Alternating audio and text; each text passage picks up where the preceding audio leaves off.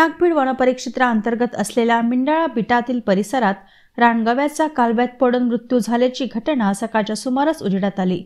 सकाळी शेतीच्या कामासाठी गेलेल्या शेतकऱ्यांना एक रानगवा कालव्यात पडून तरंगताना दिसले। स्वाप संस्था व वन विभागाला घटनेची माहिती प्राप्त होताच घटनास्थळी दाखल झाले, मात्र त्यावेळी रानगवा मृतावस्थेत आढळून आला।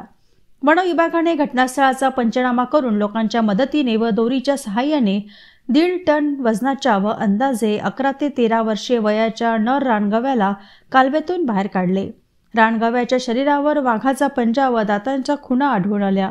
तसेच घटनास्थळी कालव्यावर वाघाच्या ताज्या पावलांचे ठसे उपलब्ध होते।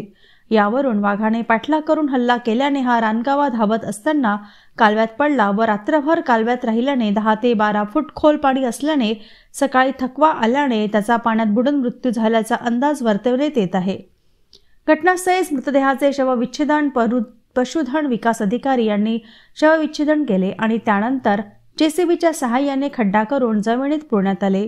त्यावेळी वनाधिकारी व वनकर्मचारी चमू, स्वाप संस्था चमू उपस्थित होती। नागभीड ते सिंदेवाहीकडे या जंगलातून जाणाऱ्या मोकळ्या कालव्यात काही वन्यप्राणी पडल्याच्या घटना अनेकदा समोर येत आहेत। मात्र वेळीच स्वाप संस्था आणि वन विभागाने त्यांची सुखरूप सुटका केली।